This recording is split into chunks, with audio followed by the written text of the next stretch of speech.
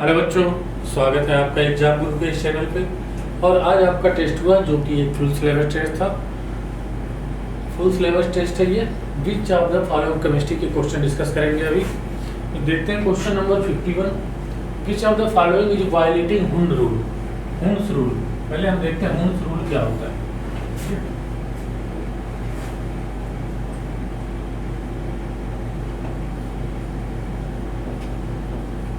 Hund's rule,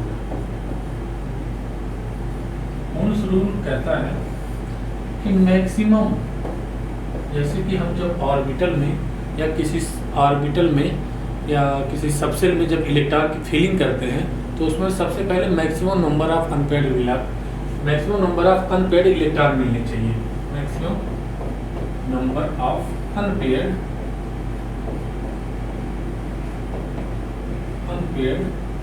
electron होना चाहिए। And क्या होना चाहिए? एंड पैरेलल स्पिन होनी चाहिए। पैरेलल स्पिन होनी चाहिए मतलब सभी एक दूसरे के पैरेलल हो, या तो ऐसे हो तीनों या तो फिर ऐसे हो, सेम स्पिन में होनी चाहिए। पैरेलल स्पिन मतलब सेम स्पिन, तो सेम स्पिन।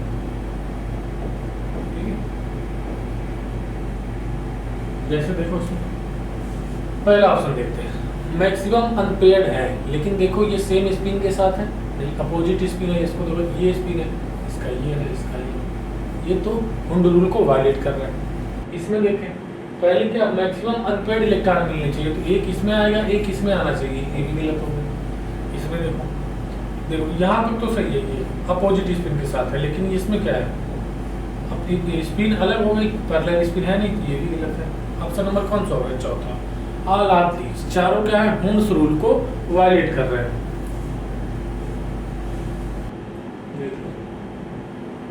हुंड्स रूल में क्या कह रहे हैं? हुंड्स रूल में क्या होना चाहिए? सबसे पहले maximum number of unpaired electron होने चाहिए, ठीक है।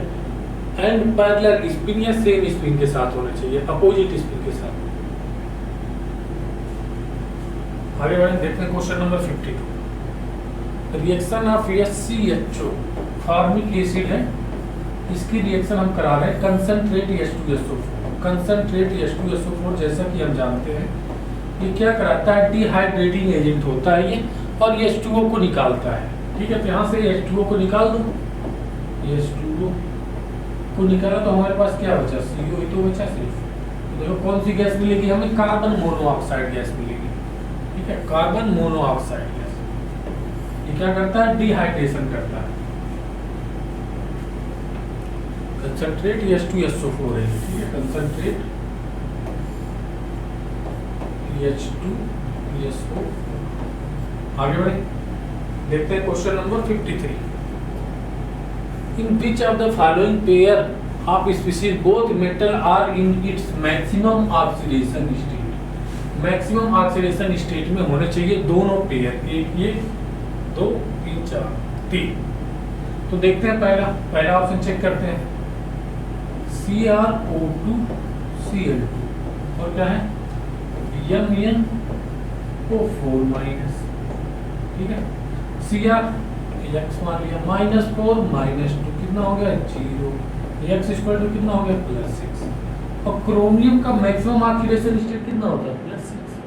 यहाँ देखो x -8 -1, x equal to +7।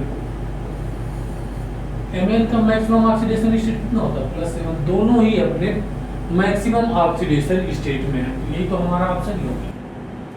In which of the following pair of species both metal, दोनों मेटल क्या हो अपने मैक्सिमम ऑक्सीडेशन स्टेट में? First option. आगे बढ़े, देखते हैं क्वेश्चन नंबर 54। Kp, ये है Kp, ठीक है, Kp बाई Kc हमें निकालनी है, तो हमें Kp और Kc में रिलेशन पता है। Kp equal to Kc RT के पावर डेल्टा Ng, डेल्टा और डेल्टा Ng क्या होता है? Delta Ng gaseous mole of product minus gaseous mole of reactant. Gaseous mole of reactant.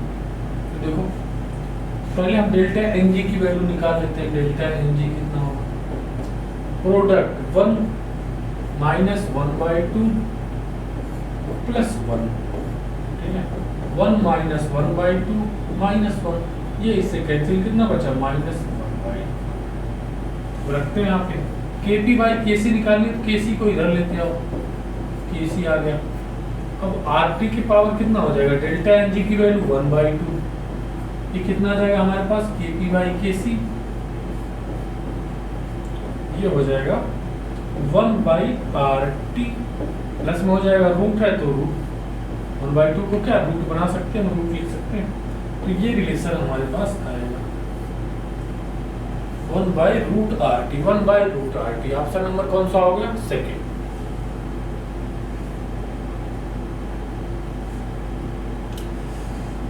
आगे बढ़े, देखते हैं question number 55। Which of the following hypothetical reaction है X2Y2 गिवन, इसका हमें मैकेनिज्म दिया गया है, ओवरऑल ऑर्डर ऑफ रिएक्शन हमें बतानी है। तो इस कॉम्प्लेक्स टाइप की रिएक्शन है ये, ठीक है, सिंगल स्टेप में नहीं होती कॉम्प्लेक्स टाइप की रिएक्शन, एक से ज्यादा स्टेप में होती है। जो स्लो स्टेप होता है इस पे हम रेट लॉ लगाते हैं, स्लो स्टेप पे रेट लॉ लगाओ, R=K, रेट लॉ लगाएंगे तो X और Y2 हो जाएगा, Y2, ठीक है। अब देखो हमारा मेन रिएक्शन में Y2 तो है लेकिन ये X2 है, X नहीं है। अब X को हम हटाएंगे, अब यहाँ पे हम लगा देंगे law of mass action, law of mass action, Kc क्या हो जाएगा, X product active mass of product by active mass of reactant, 2X है तो X का स्क्वायर हो गया, डिवाइड बाई X2 हो गया।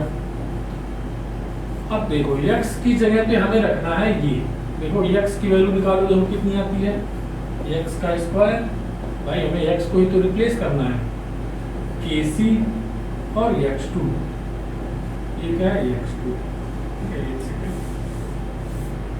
क्या है X2, ठीक है। और X इक्वल टू कितना हो जाएगा, इसको 1/2 करो, Kc के पावर 1/2 और X2 के पावर 1/2, ये तो होगा। अब X की जगह पे हम ये दोनों वैल्यू रख देते हैं, तो हमारे पास क्या आ जाएगा, rate constant, rate law K=X की जगह पे क्या लिख दो, Kc के पावर 1/2 और X2 के पावर भी 1/2, और ये क्या हो जाएगा Y। देखो ये दोनों हमारे पास क्या, एक कांस्टेंट है, इनको हटा के एक सिंगल कांस्टेंट रख दो, K डैश रख देते हैं, ठीक है।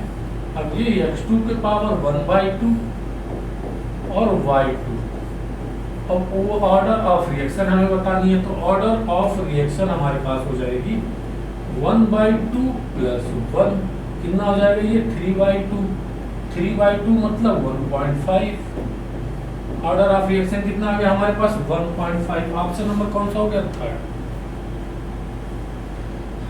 देख लो 55 का ऑप्शन नंबर कौन सा हो गया, third.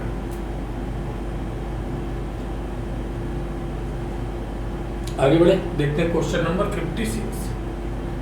Correct order of increasing energy of atomic orbital, इसको हम कई तरीके से कर सकते हैं, सब हम देख लेते हैं n+l रूल से। n+l की वैल्यू जिसकी ज्यादा होगी, n+l की वैल्यू जिसकी ज्यादा होगी उसकी एनर्जी भी ज्यादा होगी, एनर्जी भी ज्यादा होगी, ठीक है। अगर इफ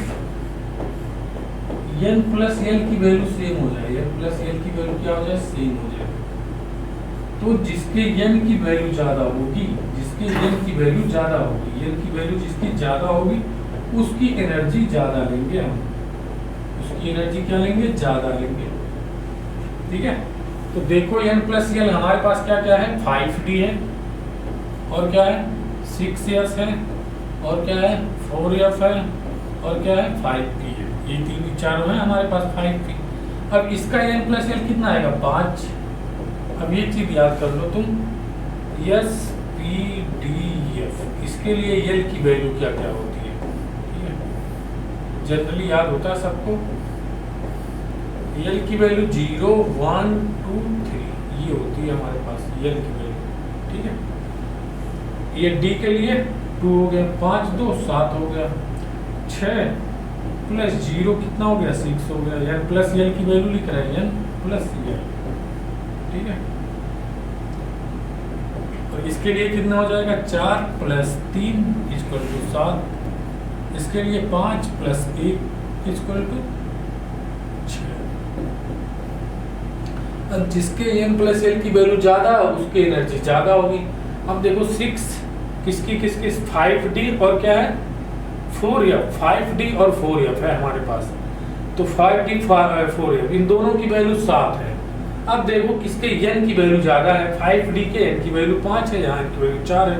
तो 5d की एनर्जी सबसे ज़्यादा हो जाएगी, 5d की एनर्जी सबसे ज़्यादा। उसके बाद कौन सी हो जाएगी, 7 वाला कौन सा है 4f आ गया उसके बाद। अब 6 में देखो क्या होगा, 6 में इसके दोनों के लिए n + l की वैल्यू 6 है। अब जिसके n की वैल्यू ज़्यादा होगी उसकी एनर्जी ज़्यादा होगी, मतलब 6x की एनर्जी ज़्यादा होगी। अब हमारे पास बचा क्या, 5p तो बचा है 5p। ये हमारा एनर्जी का ऑर्डर हो गया। देखो इंक्रीजिंग ऑर्डर में बताना तो इंक्रीजिंग ऑर्डर में है 5d सबसे ज़्यादा, फिर 4f, फिर 6s, फिर 5p। Option number second. Option number कौन सा हो गया, सेकेंड। इसको इलेक्ट्रॉनिक कॉन्फ़िगरेशन से भी कर सकते हो, ns np n-1d और n-2f, n-2f।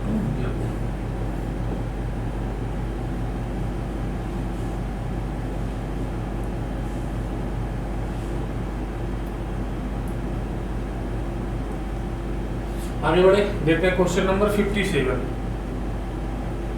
Which method of purification is represented by the following? देखो ये निकिल के प्यूरिफिकेशन का मेथड है, प्रोसेस है। ये किसके द्वारा होता है, मुंड्स प्रोसेस के द्वारा। मुंड्स प्रोसेस है ये। ऑप्शन नंबर कौन सा हो गया, थर्ड। ऑप्शन नंबर कौन सा हो गया, थर्ड। ये निकिल के प्यूरिफिकेशन का प्रोसेस है और इस प्रोसेस को क्या बोलते हैं, मुंड्स प्रोसेस। 57 का थर्ड। आगे बढ़े, 58 नंबर ऑफ लोन पेयर हमें निकालना है किसमें, HCF2 में। HCF2 में देखो इसमें 8 इलेक्ट्रॉन, 8 वैलेंस इलेक्ट्रॉन, 2 बॉन्डेड, कितना हो जाएगा 8 में से 6 2 गया, 6 बचा, डिवाइड बाय 2 कितना हो गया 3। लोन पेयर कितने आ गए इसमें 3। तो इसमें देखो 8 - 4 कितना बचा 4, डिवाइड बाय 2। लोन पेयर कितने आ गए 2, इसमें आ गए लोन पेयर 2। यहाँ देखो 8 - 6 = 2/2 कितना हो गया 1। लोन पेयर कितना आ गया इसमें 1। तो 3 2 1 3 2 1 ऑप्शन नंबर फर्स्ट। 58 का ऑप्शन नंबर फर्स्ट। आगे बढ़े, देखते हैं question number 59। Nitrogen atom has 3 unpaired electron, this can be explain at due to ohm's rule के द्वारा। अभी हमने थोड़ी देर पहले पढ़ा था थोड़ी देर पहले देखा था ohm's rule. Unpaired maximum unpaired electron कौन बताता है, ओम्स रूल बताता है। आगे बढ़े, क्वेश्चन नंबर 60 देखते हैं। Heating of phenyl methyl ether. Phenyl methyl ether को हीट करते हैं हम। ये क्या हो गया फिनाइल मिथाइल ईथर। इसको किसके साथ हीट कर रहे हैं, HI के साथ।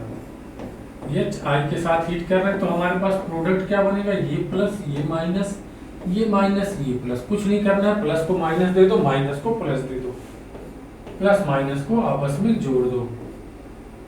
ये क्या हो जाएगा OH और क्या हो जाएगा CH3I हो जाएगा हमारे पास। क्या बन गया ये फिनॉल,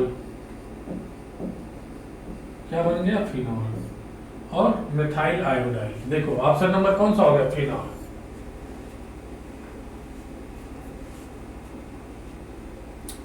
आगे बढ़े, देखते हैं क्वेश्चन नंबर 61।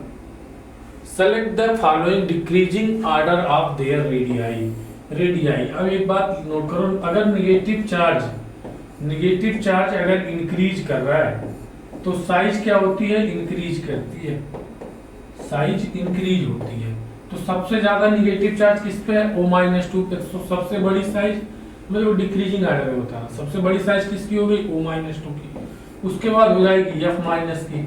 अब देखो हमारे पास बचा ऑक्सीजन और फ्लोरीन, दो तो यूज हो गए, ऑक्सीजन और फ्लोरीन बचा।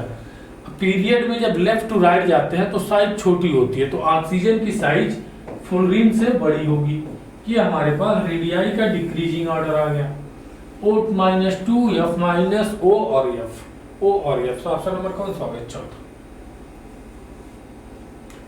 पीरियड के अलाउंग जाने पर पीरियोडिक टेबल में क्या होता है? साइज हमारी डिक्रीज होती है। क्यों? क्योंकि इफेक्टिव न्यूक्लियर चार्ज इंक्रीज होता है।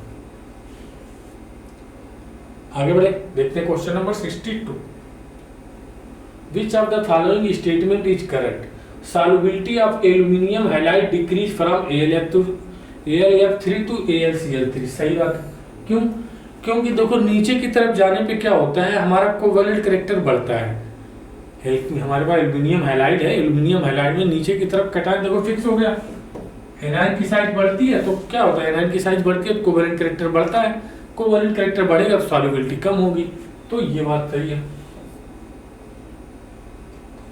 Nodal plane of pi are located in the molecular plane. ये भी सही है। The linearly arrange orbital, CO2 में क्या होते हैं? 4 लीनियरली अरेंज ऑर्बिटल होते हैं, C double bond O, C double bond O। कौन सा हो जाएगा? All of these. Which of the following statement is correct? All of these, सारे स्टेटमेंट करेक्ट है। ठीक है, देख लो।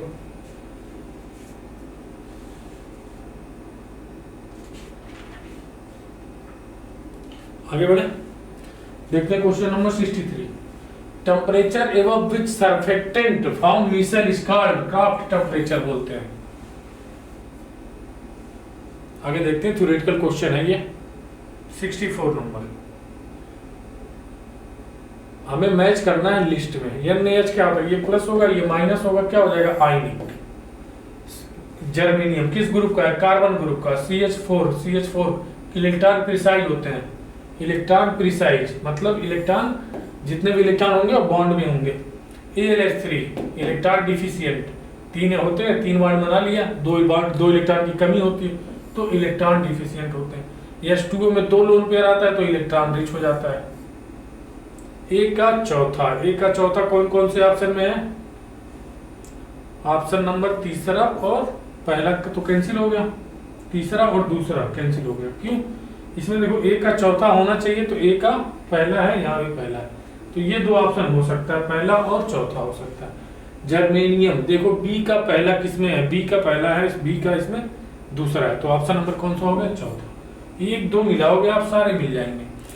सी का कौन सा हो जाएगा? दूसरा, इलेक्ट्रॉन डिफिशिएंट। सी का कौन सा हो गया? दूसरा। डी का एक ही बचा, इलेक्ट्रॉन रिच। ठीक है, इस टाइप के क्वेश्चन आसान होते हैं, बस दिखने में बड़े लगते हैं लेकिन होते हैं आसान। 1 2 आप मैच करते हो सारे मैच हो जाते हैं, कभी कभी तो एक ही मैच करो सारे मैच हो जाते हैं। आगे बढ़े 65 नंबर। Which are the most acidic compound? Acidic की स्ट्रेंथ देखो, एसिडिक की स्ट्रेंथ क्या होगा? अगर इलेक्ट्रॉन डेंसिटी कम होगी, इलेक्ट्रॉन डेंसिटी कम होगी तो एसिडिक स्ट्रेंथ ज्यादा होगी। ठीक है, अब इलेक्ट्रॉन डेंसिटी को कम करने वाले ग्रुप कौन कौन से? मान लो -M लग गया, -H लग गया, -I लग गया। ये क्या करते हैं? इलेक्ट्रॉन को खींचते हैं तो इलेक्ट्रॉन डेंसिटी को कम करेंगे, एसिडिक स्ट्रेंथ को बढ़ाएंगे। और +M ग्रुप लगाए या +H ग्रुप लगाए या +I ग्रुप लगाए तो ये क्या करते हैं? इलेक्ट्रॉन डोनेट करते हैं। इलेक्ट्रॉन डोनेट करेंगे तो इलेक्ट्रॉन डेंसिटी को बढ़ाएंगे, इलेक्ट्रॉन डेंसिटी बढ़ेगी तो एसिडिक स्ट्रेंथ कम होगी। अब देखो ये क्या है? -M ग्रुप है। ये क्या होता है? +I ग्रुप होता है। और ये देखो यहाँ पे 3 -M ग्रुप है, एक -M यहाँ, एक -M यहाँ, एक -M, 3 -M है तो -M बहुत ज्यादा है तो एसिडिक स्ट्रेंथ बहुत ज्यादा होगी। सबसे ज्यादा एसिडिक कौन सा हो जाएगा? 65 का ऑप्शन नंबर 3 हो जाएगा। इसका इसमें ऑर्डर लगाना है तो हमारा तीसरा सबसे ज्यादा, फिर दूसरा, फिर पहला, फिर चौथा। क्यों? इसमें +I ग्रुप लगाए। +I ग्रुप क्या करता है? एसिडिक स्ट्रेंथ को कम करेगा। देखो +I बढ़ेगा तो एसिडिक स्ट्रेंथ कम होगी। 65 का ऑप्शन नंबर 3। ऑर्डर लगाना है तो तीसरा, दूसरा, पहला, फिर चौथा, ये हो जाएगा एसिडिक स्ट्रेंथ का ऑर्डर। आगे बढ़े, देखते हैं क्वेश्चन नंबर 66। लिथियम, ये क्या होगी? लिथियम बैटरी आपने सुना होगा, लिथियम बैटरी इलेक्ट्रोकेमिकल सीरीज में यूज होता है। एक का दूसरा देखो, एक का दूसरा किस ऑप्शन में है? एक का दूसरा एक ही ऑप्शन में है। देखो एक का दूसरा, इसमें तीसरा है, ये कैंसिल हो गया। दूसरे में कौन ए का, दूसरा ये पहला कैंसिल हो गया, ए का चौथा कैंसिल हो गया। देखा हमने, बस देखो क्या एक मिलाओगे आपके सारे मिल जाएंगे। अब KOH क्या होता है, CO2 को बहुत अच्छी तरह से एब्जॉर्ब करता है KOH, पोटेशियम हाइड्राइड। सी का पहला देखो सी का पहला भी है। D2 slow down fast moving, देखो न्यूक्लियर रिएक्टर में यूज होता है ये, न्यूक्लियर रिएक्टर में D2 भारी जल। डी का चौथा। ऑप्शन नंबर कौन सा है, थर्ड। सारे मिलाने की जरूरत नहीं है, एक दो आप जो आपको पता हो कंफर्म उसको मिलाओ, उसके बाद चेक करो, हमारे आंसर मिल जाते हैं। आगे बढ़े question number 67। Solid NH2 hydrogen bond molecular तो होता है hydrogen bond. Reason solid SO2 is non polar, ये कैसा होता है, पोलर होता है। SO2 कैसा होता है, पोलर होता है। यस देखो इसमें एक लोन पेयर आता है, यस डबल बॉन्ड O और एक लोन पेयर, और सिंगल लोन पेयर वाले मॉलिक्यूल हमेशा पोलर होते हैं। तो नॉन पोलर नहीं कैसा होगा, पोलर होगा।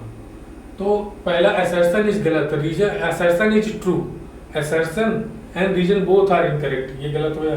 Both A are assertion is reason are correct, but भाई रीजन तो करेक्ट नहीं है ना, क्यों, क्योंकि पोलर होता है ये भी गलत है। A is correct but R is not correct, option number कौन सा हो जाएगा, थर्ड। असर्शन करेक्ट है बट रीजन नॉट करेक्ट है। Both A and R are correct, ये भी गलत हो गया। भाई कह रहा है असर्शन और रीजन दोनों करेक्ट है, तो ये तो करेक्ट है लेकिन ये वाला गलत है। 67 का कौन सा हो गया, थर्ड। आगे बढ़े, देखते हैं क्वेश्चन नंबर 68। सुक्रोज देखो हमारा क्या होता है, डाइसेक्राइड होता है। सुक्रोज क्या होता है, डाइसेक्राइड। सुक्रोज क्या होता है, डाइसेक्राइड।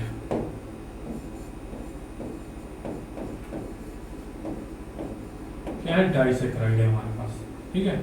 डाइसेक्राइड मतलब इसमें दो मोनोमर होंगे, एक होता है हमारे पास C1 अल्फा ग्लूकोज और दूसरा जो होता है C2 बीटा फ्रक्टोज। अब इसका C1 कार्बन इसके C2 कार्बन के साथ ग्लाइकोसिडिक बॉन्ड बनाता है, ग्लाइकोसिडिक बॉन्ड बनाता है, ठीक है, ग्लाइकोसिडिक बॉन्ड बना लेता है,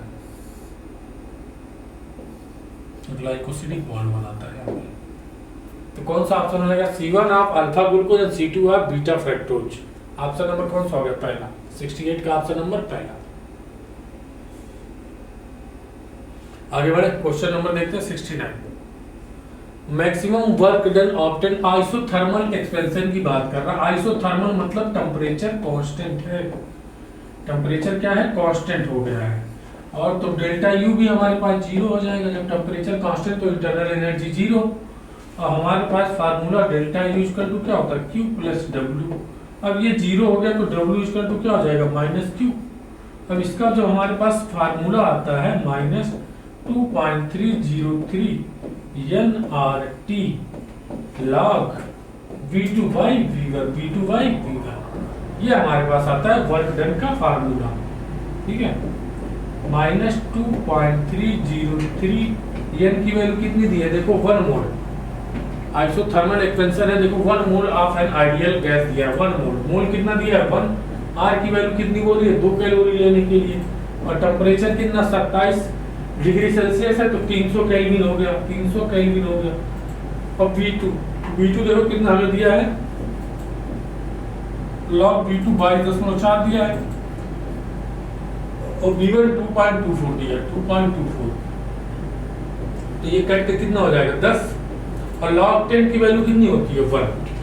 log 10 की वैल्यू 1 होती है, 2.303 इंटू 600 इंटू log 10।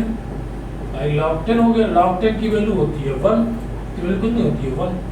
तो अब इसमें मल्टीप्लाई करके देखते कितना आता है हमारे पास, 1 0 2 0, 6 3 18, 6 3 18 और 6 दूनी 12, 1 13 माइनस कितने के बाद दशमलव, 3 के बाद दशमलव, कितना हो गया 1381.8, 1381.8 कैलोरी। ऑप्शन नंबर कौन सा हो गया, फर्स्ट। ऑप्शन नंबर कौन सा हो गया, फर्स्ट। देख लो एक बार 69।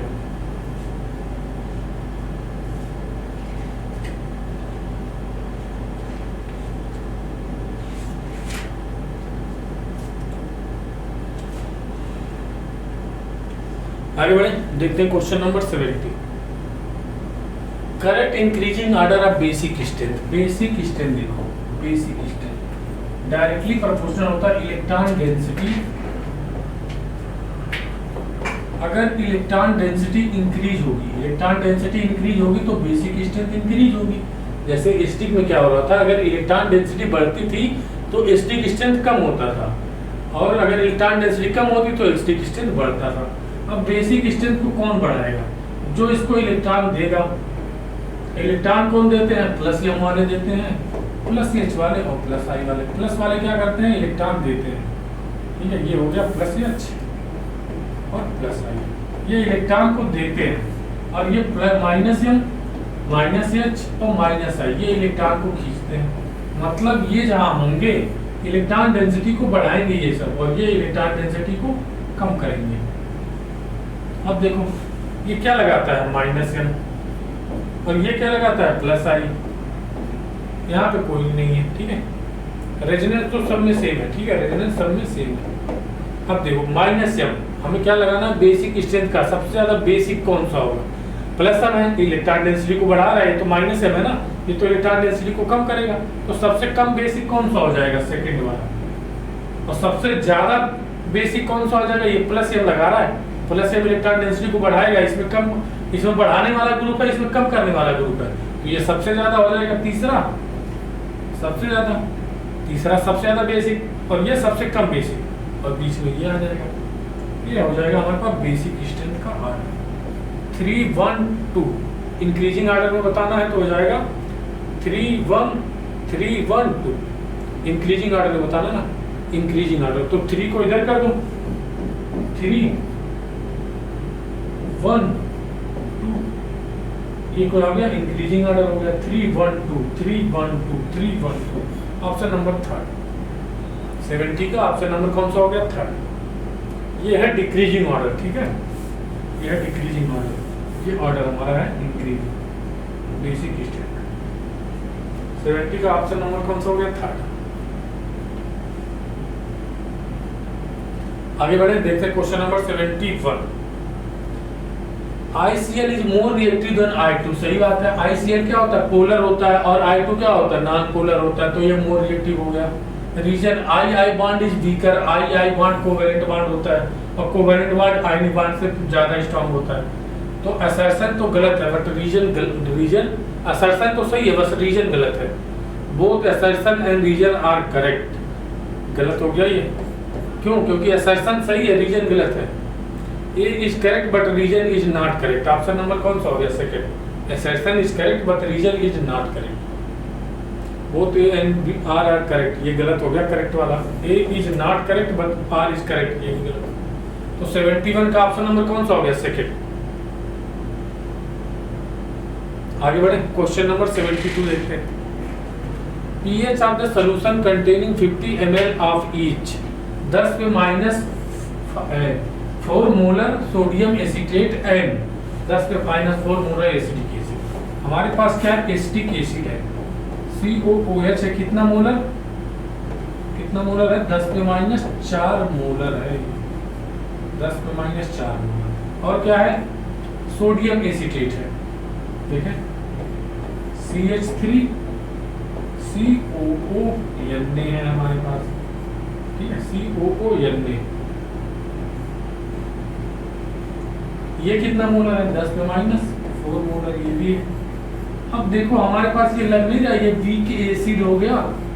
क्या हो गया? वीक एसिड, और ये it's salt with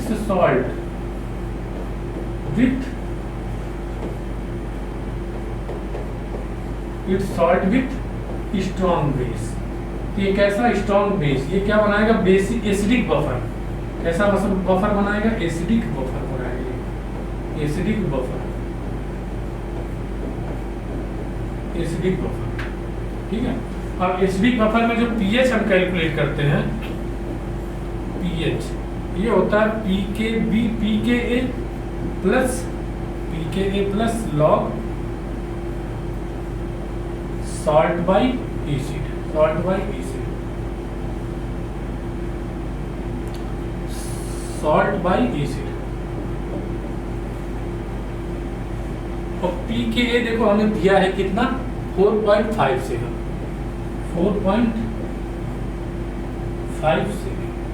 plus log salt का कंसंट्रेशन, ये सॉल्ट है 10 पे -4 लॉग 10 पे -4 डिवाइड बाई एसिड का भी कंसंट्रेशन सेम है, तो 10 पे -4 से 10 पे -4 कैंसिल, कितना आ गया log 1 आ गया हमारे पास। देखो 4.57 प्लस log 1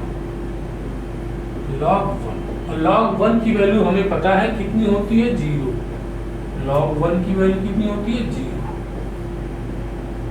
ठीक है।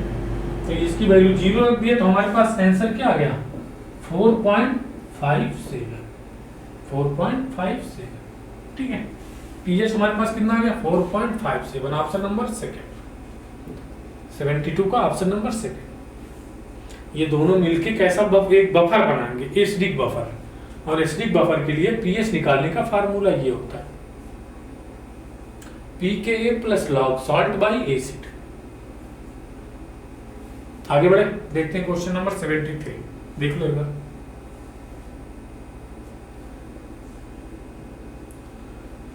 वन मोल N2H4 है हमारे पास, क्या है N2H4 है हमारे पास, ठीक है। अब ये क्या कर रहा है 10 इलेक्ट्रॉन रिलीज कर रहा है, 10 इलेक्ट्रॉन रिलीज करेगा किसी मॉलिक्यूल से या एटम से। जब इलेक्ट्रॉन रिलीज होते हैं तो क्या आता है उसमें पॉजिटिव चार्ज आता है, कितना, जितने इलेक्ट्रॉन उसमें से रिलीज हो रहे हो उतना उस पर क्या आता है पॉजिटिव चार्ज आता है। तो 10 इलेक्ट्रॉन निकल रहे हैं तो 10 पॉजिटिव आ जाएगा, ठीक है। अब इसका हमें ऑक्सीडेशन नंबर पूछा, देखो 10 mole of electron to form compound Y, ये हमारे पास कंपाउंड Y बन रहा है, ठीक है। What should be the oxidation number of nitrogen in the compound Y, ये जो नाइट्रोजन है इसमें ऑक्सीडेशन स्टेट कितना होगा देखते हैं। मान लो X, ये कितना हो जाएगा 2x प्लस 4 इक्वल टू 10, ठीक है। और ये 2x इक्वल टू कितना हो जाएगा 10 में से 10 -4 कितना हो गया ये 6, 2x, तो x इक्वल टू कितना हो गया 3, कितना प्लस का 3, कितना आएगा प्लस का 3। ऑप्शन नंबर कौन सा हो गया फर्स्ट। भाई किसी एटम या मॉलिक्यूल में से जब इलेक्ट्रॉन निकलते हैं तो उस पे उतना ही पॉजिटिव चार्ज आता है जितना इलेक्ट्रॉन निकल रहा है। आगे बढ़े, देखते हैं question number 74। Hypothetical electrochemical cell हमें दिया गया है, shown below the EMF measure कितना है प्लस का 0.20 वोल्ट। द सेल रिएक्शन, हमसे सेल रिएक्शन पूछिए, ये हमें सेल का रिप्रेजेंटेशन दिया है और इसके लिए सेल की रिएक्शन हमसे पूछिए, ठीक है। तो ए है कन्वर्ट हो रहा है ए प्लस में, तो ये क्या करेगा ए प्लस और एक इलेक्ट्रॉन निकाला होगा तभी तो कन्वर्ट होगा ए प्लस में। अब बी है, इसके कितने मोल है ए प्लस के, ये एक्स मोलर है, ठीक है एक्स मोलर। अब बी प्लस, अब बी प्लस देखो बी प्लस के कितना वाई मोलर है, ठीक है वाई मोलर इसका कंसंट्रेशन है। जब ये इलेक्ट्रॉन लेगा उसके बाद कन्वर्ट होगा किसमें बी में कन्वर्ट होगा, ठीक है। अब ये दोनों रिएक्शन को जोड़ दो, ये माइनस से माइनस कैंसिल हो गया। अब ये हो गया ए और B plus X Y molar, ठीक है A B plus Y molar. इधर क्या हो जाएगा हमारे पास इलेक्ट्रॉन तो कैंसिल हो गया, ए प्लस एक्स मोलर और ये बी, ये हमारे पास उसका सेल रिएक्शन हो जाएगा। देख कौन सा है ए प्लस डी, ऑप्शन नंबर कौन सा होगा थर्ड, ये उल्टा है।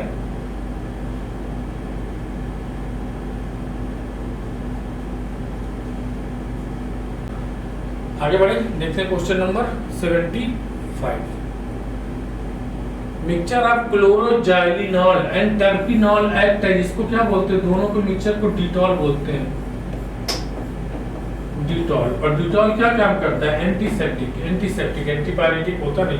एंटीपायरेटिक क्या होता है जो टेम्परेचर को कम करता है, एंटीबायोटिक बैक्टीरिया को मारता है, एनाल्जेसिक दर्द को कम करता है। एंटीसेप्टिक क्या होते हैं जो माइक्रो ऑर्गेनिज्म होते हैं जो बीमारी काज करते हैं उनको मारता है। ऑप्शन नंबर कौन सा हो गया फर्स्ट, डिटॉल बनाएगा। क्लोरोजाइलिनॉल और टर्पिनॉल डिटॉल बनाते हैं, वही डिटॉल जिससे तुम नहाते हो या जिसे वुंड को या घाव को साफ करने के लिए इस्तेमाल किया जाता है ताकि उसमें इन्फेक्शन ना हो किसी माइक्रो ऑर्गेनिज्म का। आगे बढ़े, देखते हैं question number 76। Select the incorrect statement. Physical adsorption is reversible. Physical adsorption क्या होता है? रिवर्सिबल होता है, वाइल केमिकल इरिवर्सिबल। सही बात है।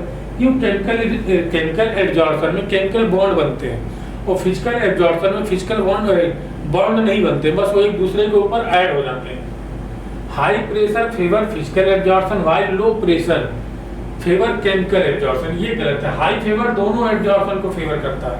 अगर हाई प्रेशर है तो फेवर करेगा तो उसको फिजिकल एडजॉर्प्शन को भी फेवर करेगा और केमिकल एडजॉर्प्शन को भी फेवर करेगा। तो हमें क्या बताना था? इनकरेक्ट। यही इनकरेक्ट हो गया। देखो, हाई प्रेशर होता है वो केमिकल एडजॉर्प्शन को भी फेवर करता है और फिजिकल एडजॉर्प्शन को भी फेवर करता है। मतलब अगर प्रेशर हम बढ़ाएंगे तो फिजिकल एडजॉर्प्शन भी बढ़ेगा और केमिकल एडजॉर्प्शन भी बढ़ेगा। तो 76 में हमें इनकरेक्ट बताना था, तो कौन सा हो गया? सेकेंड। आगे बढ़े, देखते हैं question number 77। Correct IPSC name. हमें आईपीएससी नेम करने के लिए सबसे पहले हमें क्या नंबरिंग करनी होती है? तो नंबरिंग करो। यहाँ से सब्स्टिट्यूट भी नजदीक है, बाय वन भी नजदीक है, तो 1 2 3 4 5 6। अब क्या करते हैं? जो सब्स्टिट्यूट होते हैं उनका नाम लिखते हैं। एक पे क्या है? ब्रोमो। वो किस ऑर्डर में? अल्फाबेटिकल ऑर्डर में। कितना हो गया? 1 ब्रोमो 5 क्लोरो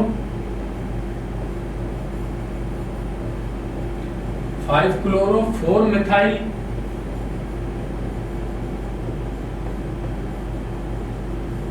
4 मिथाइल हो गया। 2 and 4 2 4 hex diene 2 4 hexa diene मतलब 2 डबल बॉन्ड है। कौन से पोजीशन पे? दूसरे और चौथे पे। और क्या है? तीसरे नंबर पे 3 ऑल। तीसरे नंबर पे क्या है? एल्कोहल है, all 3 all diene 3 1 bromo 5 chloro 1 bromo 5 chloro 4 methyl. पहला देखो 6 ब्रोमो गलत हो गया। 1 ब्रोमो सही है, 4 मिथाइल से पहले ये 5 इधर आना चाहिए, ये गलत हो गया।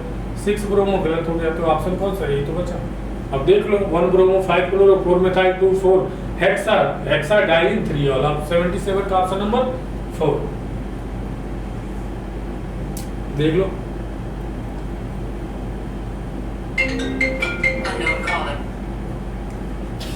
आगे बढ़े, देखते हैं क्वेश्चन नंबर 78। एक केमिकल रिएक्शन दिया है, इसमें हमसे पूछ रहा है कौन सा ऑक्सीडाइज हो रहा है, कौन सा रिड्यूस हो रहा है। यहाँ Ag किस में है? प्लस में है, और यहाँ Ag किस में जा रहा है? 0 में। तो क्या हो रहा है? ये रिड्यूस हो रहा है। Ag क्या हो रहा है? रिड्यूस हो रहा है। यहाँ ऑक्सीजन पे देखो -2 है, यहाँ प्लस हो रहा है। यहाँ भी ऑक्सीजन पे -2 है और यहाँ प्लस है। तो H2O का तो कुछ नहीं हो रहा है, बस Ag क्या हो रहा है? हमारे पास रिड्यूस हो रहा है। Silver ion is reduce. Option number कौन सा हो गया? थर्ड। सिल्वर आयन क्या हो रहा है? रिड्यूस हो रहा है। आगे बढ़े, सिंपल क्वेश्चन था। 79 देखते हैं। एक एल्कीन है हमारे पास A। एक एल्कीन है जो ओजोनोलिसिस के बाद, देखो ओजोनोलिसिस O3 जिंक और H2O होता है हमारे पास ओजोनोलिसिस में, ठीक है। Give mixture of ethanol. Ethanol बनाना है, CH3 CH2 एथेनॉल CH2OH, ये तो बना रहा है CH2OH, ये बना रहा है, ठीक है। एथेन, अच्छा एथेनॉल है, एथेनॉल नहीं है, एथेनॉल। एथेनॉल मतलब aldehyde, CH double bond O, and क्या बना रहा है? Pentane 3 on. पेंटेन 3 ऑन क्या करो? एक कार्बन 2 3 4 5 और थर्ड पे क्या है? ऑन है, डबल बॉन्ड O है। ये है CH3, ये है CH2 और CH3। अब देखो, तुम्हें कुछ नहीं करना है, जैसे एल्कीन होती थी डबल बॉन्ड, उसको तोड़ के हम एक ऑक्सीजन इसको दे देते थे। तो यहाँ क्या करो? दोनों ऑक्सीजन को जोड़ दो तुम। भाई वहां तोड़ के ऑक्सीजन दे देते थे, एक इसको क्या करो? डबल बॉन्ड से दोनों ऑक्सीजन को जोड़ दो तुम, दोनों कार्बन को। देखो यहाँ क्या एल्कीन में क्या होता था कि हम डबल बॉन्ड को तोड़ के एक ऑक्सीजन इसको तोड़ दे देते थे ओजोनोलिसिस में। इसी तरह इसी को अब क्या करो? इसी को जोड़ दो तुम, जो तोड़ा था इसी को जोड़ दो, तो जोड़ दो इसको, कितना हो जाएगा ये देखो कैसे, CH3 CH और ये डबल बॉन्ड CH, ठीक है, डबल बॉन्ड C और ये हो जाएगा CH2 CH3 और यहां से भी क्या लगा है CH2 CH3। ये हमारे पास एक कंपाउंड होगा, अगर इसको तोड़ेंगे तो हमारे पास ये बनेगा और ये बनेगा। तो ये वाला कंपाउंड कौन सा होगा ये। अब इसका हमें क्या लिखना है, IUPAC नेम देखते हैं। 1 2 3 तीसरे कार्बन पे डबल बॉन्ड आ रहा है, यहाँ पे 1 दूसरे पे आ रहा है 3 4 5, कितना हो जाएगा 3 एथाइल। ये कौन सा ग्रुप है, एथाइल ग्रुप। 3 एथाइल पेंट 2 इन, 3 एथाइल पेंट 2 इन, 3 एथाइल पेंट 2 इन। देखो पेंट 2 इन दूसरे नंबर पे डबल बॉन्ड है ना, 5 कार्बन है और 3 पे मेथाइल एथाइल है। तो ऑप्शन नंबर कौन सा हो गया, सेकंड। 3 एथाइल पेंट 2 इन। देखो 3 एथाइल पहले सब्स्टिट्यूट का नाम लिखा, तीसरे पोजीशन पे 3 एथाइल, 5 कार्बन है पेंट, दूसरे पे डबल बॉन्ड है 2 इन। 79 का ऑप्शन नंबर सेकंड। 80 नंबर देखते हैं। Molality of dilute solution, molality of dilute solution is double the value of molar depression constant यानी KF कांस्टेंट विल बी। अगर हम क्या करें, डाइल्यूट सॉल्यूशन का मोलैलिटी यानी कंसंट्रेशन डबल कर रहे हैं, तो KF की वैल्यू हमें पता है कि मोलर डिप्रेशन कांस्टेंट क्या करता है, डिपेंड करता है नेचर ऑफ सॉल्वेंट पे। ये क्या करता है, depend on nature of solvent, nature of solvent पे डिपेंड करता है, नेचर ऑफ सॉल्वेंट इस पे डिपेंड करता है, सॉल्वेंट के नेचर पे डिपेंड करता है, कंसंट्रेशन ऑफ सॉल्यूशन पे डिपेंड नहीं करता है। तो क्या होगा, ये अनचेंज होगा। क्यों, क्योंकि हम मोलैलिटी बढ़ा रहे हैं या घटा रहे, तो कंसंट्रेशन बढ़ा घटा रहे हैं, तो ये कंसंट्रेशन पे डिपेंड ही नहीं करता। किस पे डिपेंड करता है, सॉल्वेंट के नेचर पे डिपेंड करता है। 80 का कौन सा हो गया, थर्ड। ये इसका की कॉन्सेप्ट है, KF depend on nature of solvent. आगे बढ़े देखते हैं क्वेश्चन नंबर 81। द लाइसेंगेट test nitrogen in an organic compound Prussian blue colour किसकी वजह से आता है, फेरोफेरीसाइनाइड,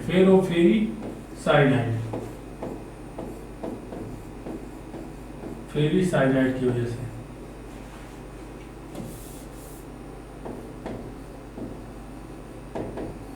फेरोफेरीसाइनाइड, देखो कौन सा है फेरोफेरीसाइनाइड, ऑप्शन नंबर सेकंड। क्यों, देखो इस पे +3 आएगा, इस पे +2 आएगा, तो फेरोफेरीसाइनाइड ऑप्शन नंबर थर्ड। लिख दो इसको, Fe4 और ये होता है FeCN6,3, ये होता है फेरोसाइनाइड। इसकी वजह से प्रेसियन ब्लू कलर आता है। 81 का सेकेंड।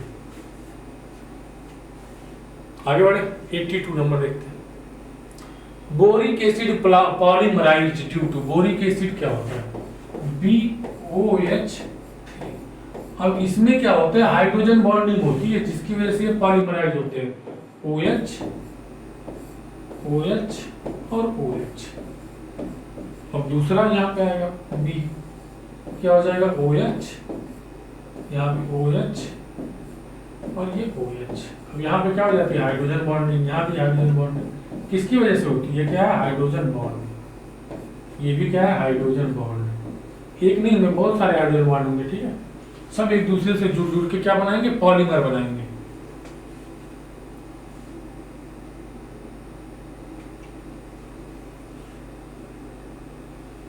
तो ऑप्शन नंबर कौन सा हो जाएगा, सेकंड, हाइड्रोजन बॉन्ड। आगे बढ़े देखते हैं क्वेश्चन नंबर 83।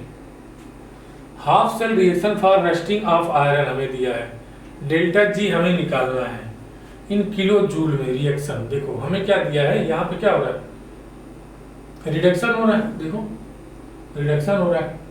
अब क्या करो, यहाँ पे जब रिडक्शन हो रहा है तो ये कैथोड बनेगा, कैथोड बनेगा।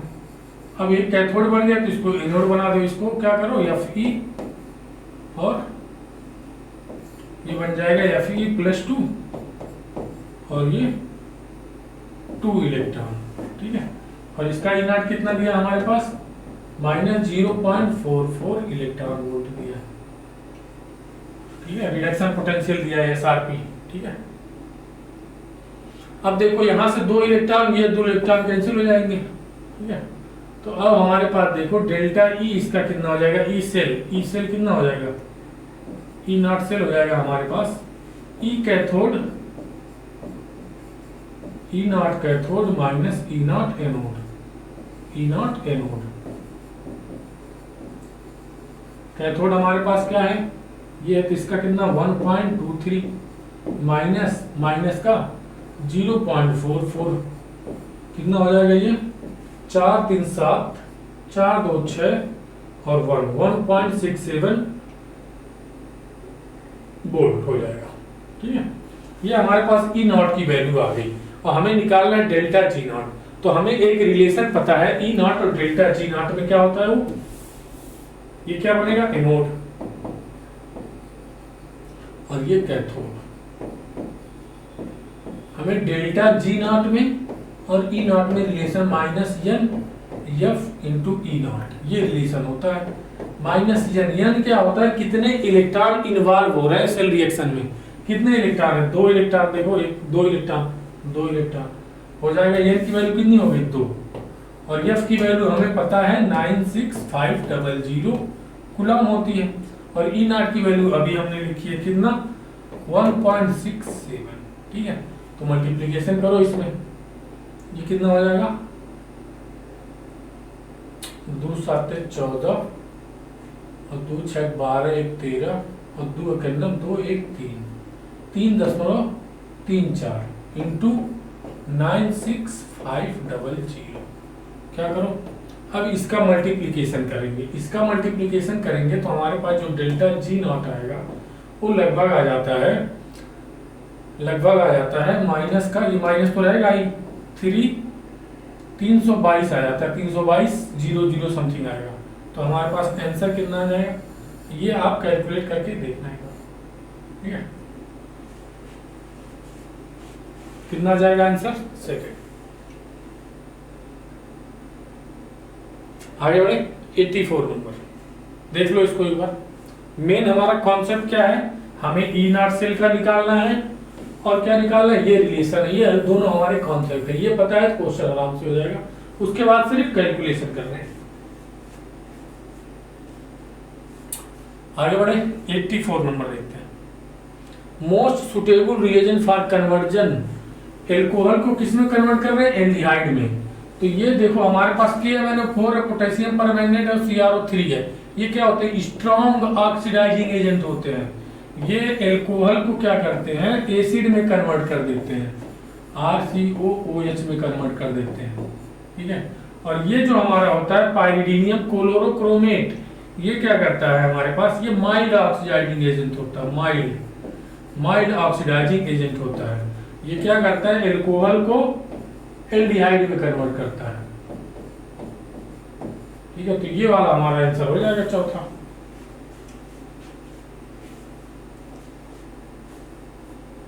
आगे बढ़े, क्वेश्चन नंबर 85।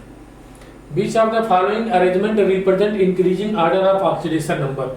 यहाँ कितना होगा, देखो 2 दूनी +3 और ये 3 दूनी 6 +5 और 4 दूनी 8 +6 और ये +7। हमें क्या बताना है, इंक्रीजिंग ऑक्सीडेशन नंबर। इंक्रीजिंग तो हो रहा 3 5 6 7, ऑप्शन नंबर पहला ही होगा। इंक्रीजिंग ऑर्डर में लगाना है। इंक्रीजिंग ऑर्डर मतलब सबसे पहले सबसे कम वाला, फिर उससे ज्यादा, फिर उससे ज्यादा, फिर उससे ज्यादा। 85 का कौन सा हो गया, पहला। 86 देखते हैं। Aqueous solution 6.3 gram of oxalic acid है, देखो हाइड्रेटेड है, तो H2C2O4 और 2H2O है, 2H2O। इसको किस में मिला रहे हैं हम, कितना ना NaOH में न्यूट्रलाइज कर रहे हैं और कंप्लीटली न्यूट्रलाइज हो रहा है ये NaOH, कंप्लीटली न्यूट्रलाइज, मतलब इसके ग्राम इक्विवेलेंट के बराबर करने हैं हमें। मेन कॉन्सेप्ट ये है, 0.1 नॉर्मल है, ठीक है। तो पूछ रहा है अगर इसका वॉल्यूम इतना ले, जो एसिड है इसका वॉल्यूम इतना ले, तो इसका कितना वॉल्यूम लेना पड़ेगा कंप्लीट न्यूट्रलाइजेशन के लिए। ठीक है, तो ये इसका पहले हम क्या निकालें, नॉर्मेलिटी तो निकाले इसका पहला, इसकी नॉर्मेलिटी निकालने के लिए इसका वेट हमें दिया है 6.3 और इसका मॉलिक्यूलर वेट कितना होता है 112। ठीक है, देखते हैं कितना होता है 2, देख लो ये हो जाएगा 2 प्लस 12 दूनी 24 प्लस 64 प्लस 126 होता है। ठीक है, 126 कितना हो जाएगा ये 36, कितना हो जाएगा 126। ठीक है, 126 ये हो गया weight by equivalent weight. Equivalent weight इसका एन फैक्टर कितना हो जाएगा 2। अब जेलिक एसिड है 2 हो जाता है, 2 रिप्लेसेबल हाइड्रोजन आयन है, एसिड है, एसिड में क्या देखते हैं N factor, replaceable hydrogen ion N factor देखते हैं। तो कितने हाइड्रोजन आयन है 2, तो एन फैक्टर कितना हो गया 2। यहाँ पे क्या हमें दिया वैल्यू कितना 250 दिया है और इसको ml में दिया तो 1000 से मल्टीप्लाई, ये कितना हो जाएगा 4, ये कितना हो जाएगा 63, कितना हो गया 6.3 डिवाइड बाई 63 इंटू 4 कितना हो गया 0.1, कितना आ जाएगा ये 0.4 नॉर्मल आ गया। अब देखो इसके पास हमारे पास क्या आ गई, इसकी नॉर्मेलिटी आ गई, इसकी नॉर्मेलिटी आ गई हमारे पास नॉर्मेलिटी। ठीक है, अब इसका वैल्यूम हमें कह रहा है, देखो the volume of 0.1 normal aqueous required NaOH required to completely neutralise 10 ml of this solution. कौन सा सॉल्यूशन, इसका 10 ml, इसके 10 ml को न्यूट्रलाइज करने के लिए, इसके 10 ml को न्यूट्रलाइज करने के लिए इसके कितने वैल्यूम की जरूरत होगी। तो क्या करो ग्राम इक्विवेलेंट, ग्राम इक्विवेलेंट किसके बराबर C2O4 2H2O का बराबर कर दो किसके, ग्राम इक्विवेलेंट ऑफ NaOH के। और ग्राम इक्विवेलेंट का फार्मूला हमें पता है normality into volume, normality into volume. इसकी नॉर्मलिटी कितनी है ये 0.4, इसका वैल्यूम कितना है 10, इसकी नॉर्मलिटी कितनी है 0.1, इसका हमसे पूछा है कितना हो जाएगा ये देखो 10 से 10 कैंसिल, कितना वैल्यूम कितना हो गया 40 ml हो गया, 40 ml वैल्यूम कितना आ गया, कितने वैल्यूम की जरूरत होगी इसकी 40 ml। नॉर्मलिटी दिया इसका कितना लगेगा 40 ml लगेगा हमारे पास, इसके 10 ml को न्यूट्रलाइज करने के लिए 40 ml लगेगा किसका NaOH का। तो ऑप्शन नंबर कौन सा हो गया पहला 40 ml। अच्छा क्वेश्चन है।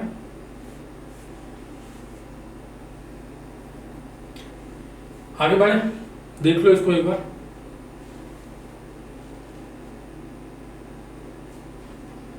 देखते हैं 87 number. Which of the following statement are correct? The electronic configuration of chromium 3d54s1 सही है भाई, 3d54s1 हाफ स्टेबिलिटी के लिए एक इलेक्ट्रॉन यहाँ से यहाँ आ जाता है, तो ये तो सही है। अब देखो ये किस ऑप्शन में है, ये हमारा किस ऑप्शन में, ये ऑप्शन तो गलत हो गया, इसमें है और इसमें है, ए में है और पहले में है और तीसरे में है। ठीक है, द मैग्नेटिक काउंटर नंबर में है नेगेटिव वैल्यू, चलो ठीक है ये कंफर्म नहीं होता, हम क्या चेक कर लेते हैं डी वाला चेक कर लेते हैं। देखो इसमें डी नहीं है, इसमें डी है, तो डी वाला देखो,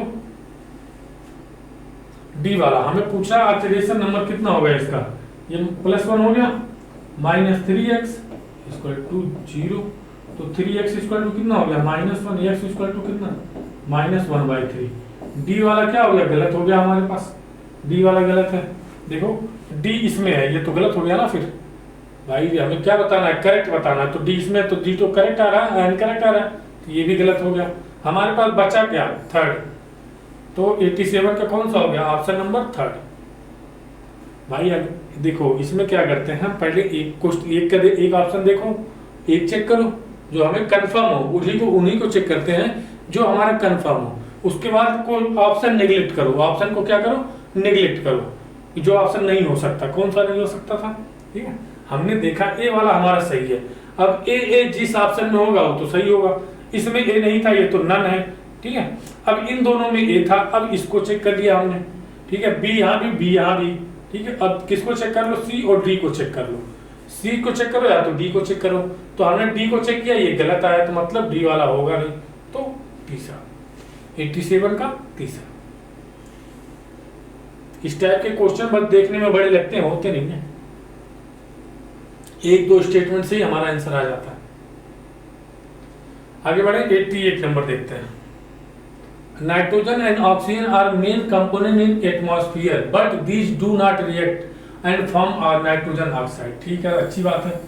देखो ये क्या होते हैं, नाइट्रोजन और ऑक्सीजन।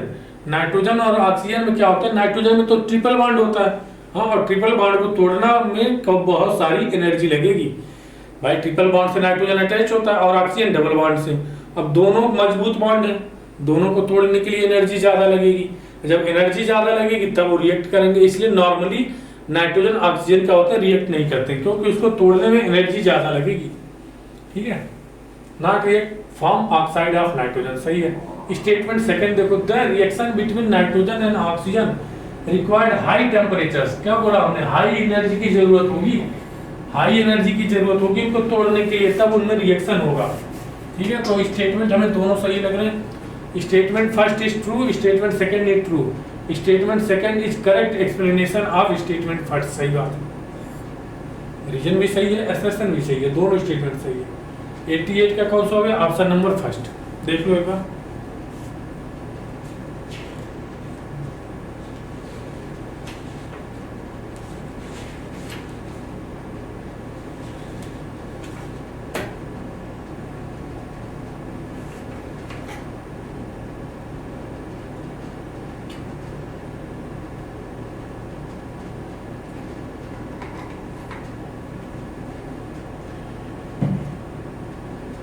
चलो आगे बढ़ते हैं।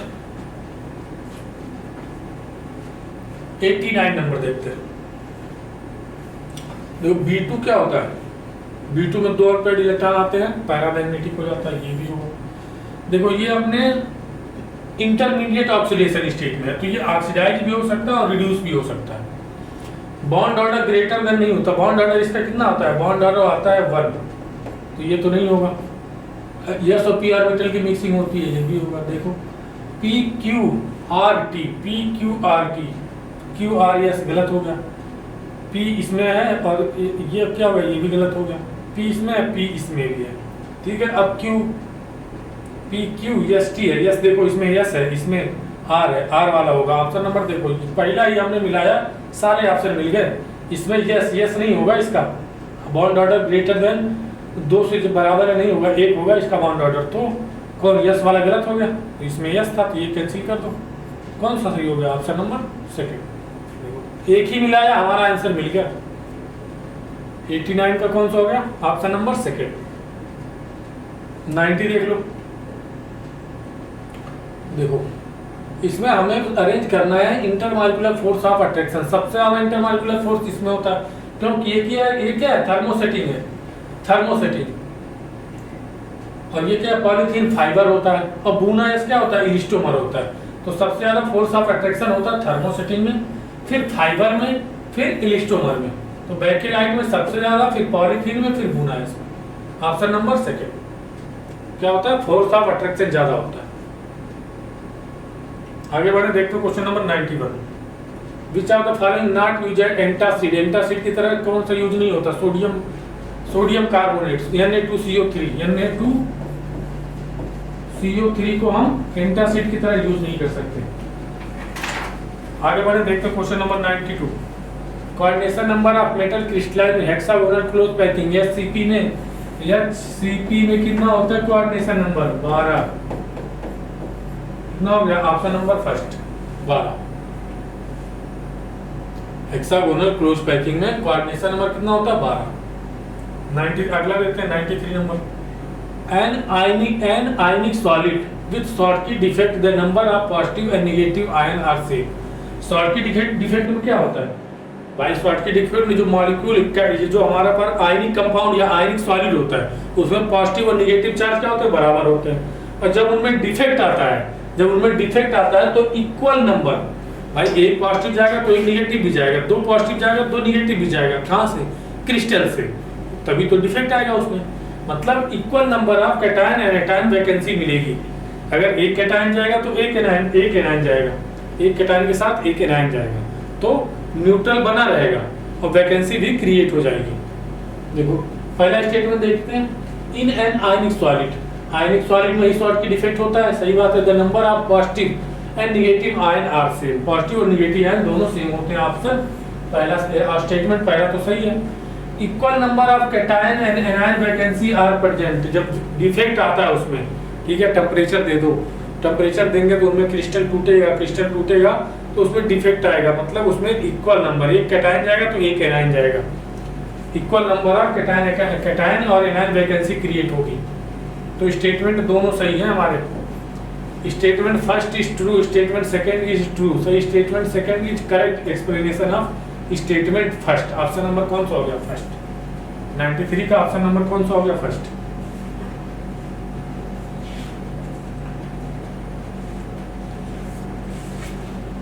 आगे बढ़े, देखते हैं question number 94। Freezing point of solution containing 1 gram K3 FeCN6 molecular weight is 900 gram water. KF हमें दिया है, डेल्टा TF क्या होता है? TFS minus TF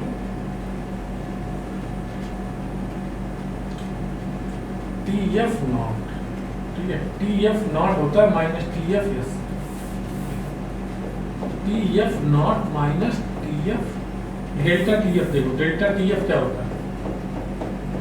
I into KF into M, यही होता है। तो हमें निकालना क्या है? Freezing point delta TF, I की वैल्यू कितनी हो जाएगी? यहाँ देखो कितने आयन होंगे, 3 और 1, 4 आयन, 4 आयन होंगे। तो डेल्टा TF क्या हो जाएगा हमारे पास? 4, और KF की वैल्यू हमें दी है कितना? 1.86 दिया है, देखो 1.86 इंटू मोलैरिटी निकाल लो 0.1 ग्राम, वेट बाय मॉलिक्यूलर वेट कितना हो जाएगा? 329, और इसका वेट सॉल्वेट ऑफ सॉल्वेट कितना दिया है? 100 ग्राम, 100 ग्राम ग्राम में दिया तो 1000 से मल्टीप्लाई कर दो, कितना? 2 0 कैंसिल, ये इससे 10 आ जाएगा, ये 1 आ जाएगा, 10 1 के बाद 10, ये कितना हो जाएगा? 4 6 24 और 4/32, 32 2 34 के 4 और 4 के नाम 4 3 7, 2 अंक के बाद 10 और डिवाइड बाई 329। यहाँ से डेल्टा TF जो हमारा आएगा, डेल्टा TF आ जाएगा, 2 बार जाएगा, देखो लगभग 2 बार, 3 दूनी 6, तो मतलब 2 देखो 2 पॉइंट वाला ऑप्शन कौन सा है? एक ही है, 2.3 लिख दो, 2.3 इंटू 10⁻²। आइए 3 दूनी 6, 2 बार जाएगा लगभग, और 2 वाला ऑप्शन हमारे पास देखो, 2 वाला ऑप्शन एक ही दिख रहा है हमारे पास, 2 वाला ऑप्शन, 3 दूनी 6, 2 वाला एक ही ऑप्शन दिख रहा है, तो ये हो सकता है। अब देखो डेल्टा TF हमारे पास आ गया, डेल्टा TF।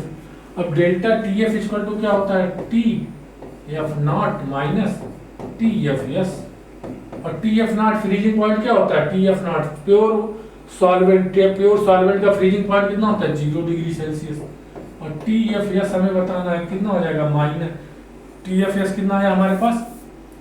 2 इंटू 10⁻² आया, तो माइनस TFS कितना हो जाएगा? माइनस का 2 इंटू 10⁻, या 2.3 भी लिख सकते हो, ठीक है, 2 यहाँ पे 2.3 रखो, ठीक है, क्योंकि हमने 2.3 कैलकुलेट किया। 2.3 इंटू 10⁻², 2.3 इंटू 10⁻, माइनस का होगा यहाँ भी, ठीक है। डेल्टा TF यस आ गया हमारे पास सोल्यूशन का फ्रीजिंग पॉइंट, कितना? ऑप्शन नंबर फर्स्ट, 94 का ऑप्शन नंबर फर्स्ट। देख लो, अच्छा क्वेश्चन है। आगे बढ़े, देखते हैं 95 नंबर।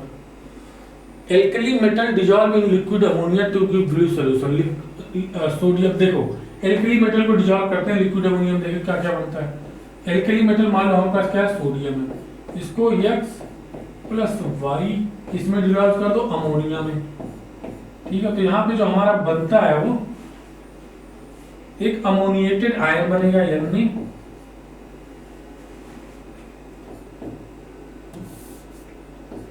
NH3, एक ammoniated ion plus ammoniated electron भी बनता है, इलेक्ट्रॉन NH3Y, ये होता है X।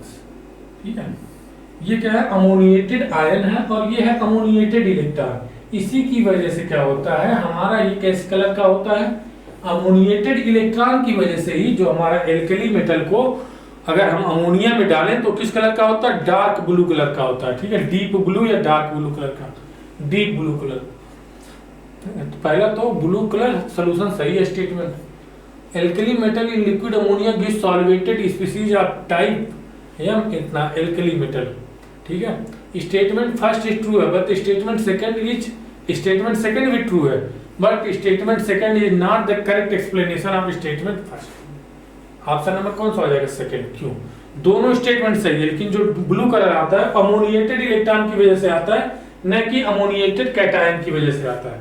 ठीक है, कलर किसकी वजह से आता है, अमोनिएटेड इलेक्ट्रॉन की वजह से। न थे ये क्या अमोनिएटेड कैटायन है हमारे पास। स्टेटमेंट तो दोनों सही है लेकिन कलर किसकी वजह से आता है, मतलब ये इसको एक्सप्लेन नहीं कर रहा है। 95 नंबर। आगे बढ़े, देखते हैं question number 96। Which of the following alkaline earth metal sulphate has hydration enthalpy greater. Hydration enthalpy greater than lattice enthalpy. Hydration enthalpy हमारी इनवर्सली प्रोपोर्शनल होती है साइज। जिसकी साइज छोटी होगी उसकी हाइड्रेशन एंथैल्पी ज्यादा होगी। अब देखो बेरिलियम, कैल्शियम, बेरियम, स्ट्रांसियम में सबसे छोटी साइज किसकी होती है, बेरिलियम, मैग्नीशियम, कैल्शियम, स्ट्रांसियम और बेरियम।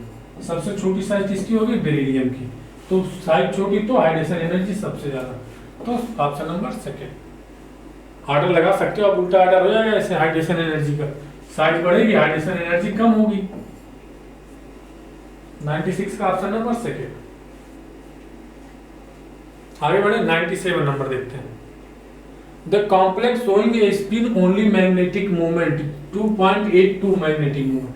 मैग्नेटिक मूवमेंट का एक तरीका देख लो, अगर हमें दशमलव के आगे क्या लिख दो, 87 लिख दो, और जितने अनपेयर्ड इलेक्ट्रॉन, यहाँ क्या लिखोगे, unpaired electron, unpaired electron, number of unpaired electron, number of unpaired electron. ये भी मैग्नेटिक मूवमेंट निकालने का तरीका है।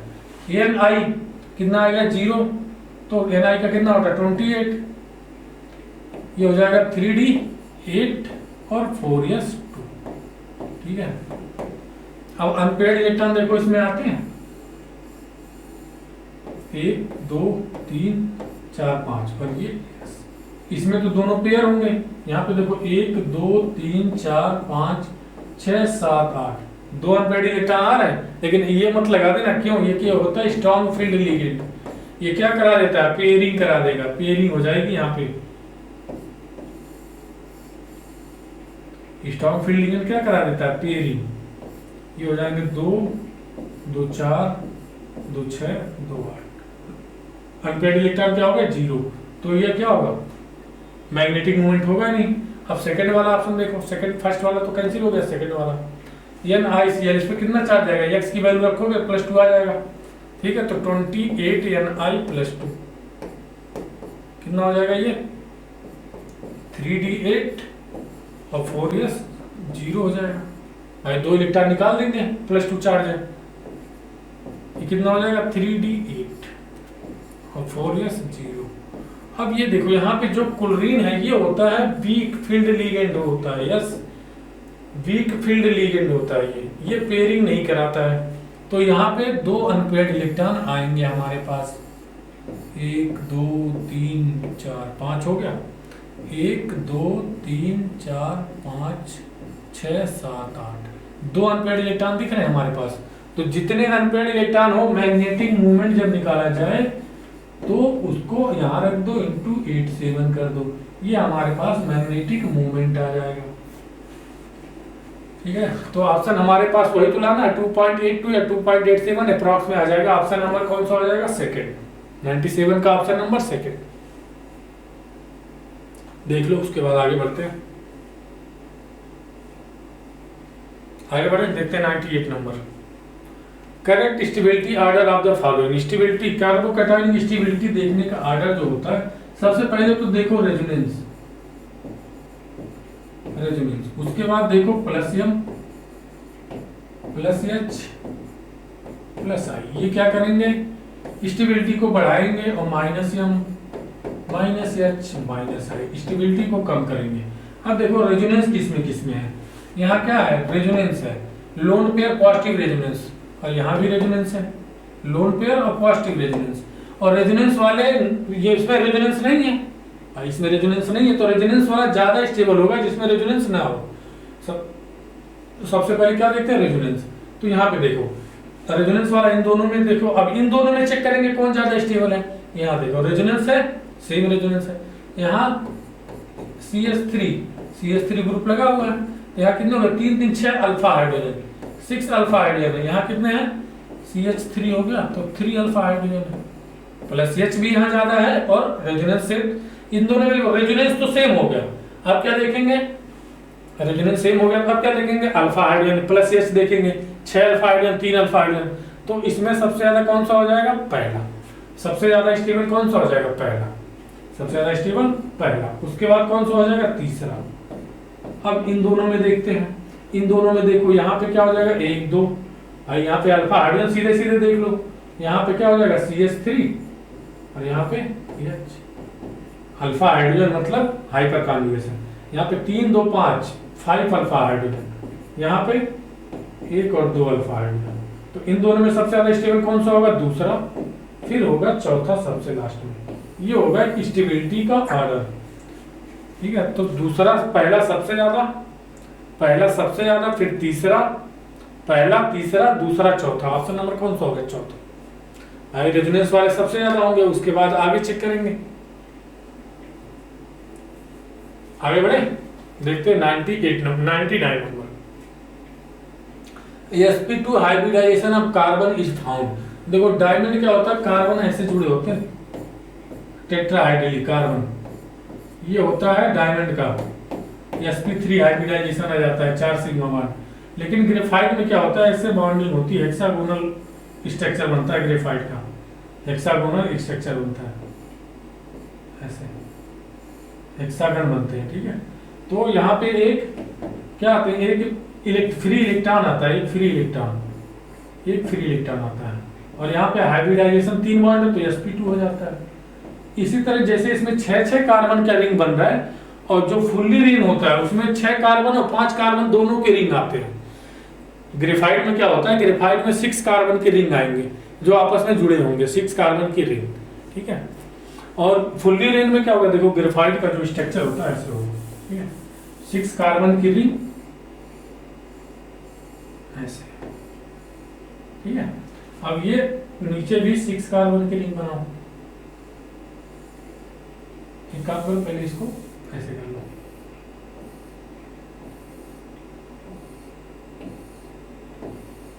अब यार जोड़ो इसको ऐसे,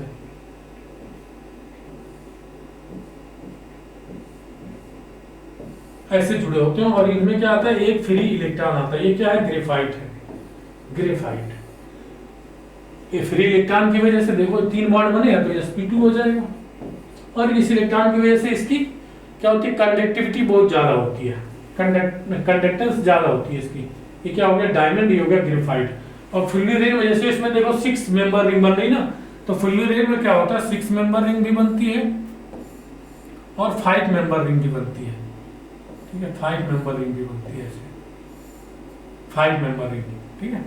ये आपस में जुड़ के 6 मेंबर और 5 मेंबर रिंग आपस में जुड़ के एक फुटबॉल लाइक स्ट्रक्चर बनाते हैं, फुल्ली रिंग का एक फुटबॉल लाइक स्ट्रक्चर बनाते हैं, वॉलीबॉल या फुटबॉल, ठीक है, उसकी तरह का स्ट्रक्चर बनाते हैं। और यहाँ भी हाइब्रिडाइजेशन जो होता है वो sp2 ही होता है। तो हमें sp2 वाले बताने तो कौन सा हो जाएगा, ग्रेफाइट और फुल्ली रिंग दूसरा और तीसरा, ऑप्शन नंबर चौथा। फुल्ली रिंग में क्या होता है, 6 मेंबर 5 मेंबर रिंग आपस में जुड़ के एक फुटबॉल लाइक स्ट्रक्चर बना देते हैं। और ग्रेफाइट में क्या होता है, इसमें 6 मेंबर रिंग ऐसे जुड़े होते हैं, ये हो गया ग्रेफाइट। यहाँ एक क्या होता है, फ्री इलेक्ट्रॉन होता है, यहाँ भी फ्री इलेक्ट्रॉन होते हैं। फुल्ली रिंग को क्या बकमिस्टर भी बोलते हैं। अगला क्वेश्चन देखें, 9900 last question. 0.4 molar Na2SO4 isotonic. Isotonic मतलब क्या, P1 और P2 को बराबर करना है, पार्शियल प्रेशर को बराबर करना है, इसको π1 या π2 भी बोलते हैं, बराबर करना है। तो ICRT equal to I1C1RT equal to I2C2RT। RT से तो RT कैंसिल हो गया, अब क्या बचा, I1 और C1 इक्वल टू I2 और C2। ठीक है, I2 और C2 हमें निकालना क्या है, degree of dissociation of Na2SO4, इसका I निकालना है। इसका कंसंट्रेशन हमें दिया है कितना, 0.004 ये दिया है, और इसका I, ग्लूकोज का I कितना होता है, 1 होता है, और C2 कितना दिया है, 0.01। आगे यहाँ से देखते हैं, ठीक है, यहाँ से I हमें निकालना है, बॉन्ड ऑफ फैक्टर, तो इसको इधर भेजो। I इक्वल टू कितना हो गया, 0.01 डिवाइड बाई 0.004, एक जीरो और बढ़ा हुआ यहाँ, कितना हो जाएगा, 10/4, कितना 2.5। I की वैल्यू हमारे पास आ गई 2.5। अब I हमारा पास क्या होता है, जब I हमारे पास क्या होता है, जब डिसोसिएशन हो रहा है, तो 1 + n-1 अल्फा, हमें अल्फा ही निकालना है। तो ये कितना, 2.5, 1, कितने आयन होंगे इसमें, देखो 3, 2 ये और एक ये, 3, 3 - 1 कितना हो जाएगा, 2 अल्फा। अब इसमें से एक माइनस करोगे कितना हो जाएगा, 1.5 और ये 2 अल्फा, तो अल्फा इक्वल टू कितना हो जाएगा, 0.75 इंटू परसेंटेज में निकालना, तो 100 कितना हो जाएगा, 75% हो जाएगा। अल्फा कितना हो जाएगा, 75% degree of dissociation. Option number कौन सा हो गया, फर्स्ट। तो देख लो इसको एक बार।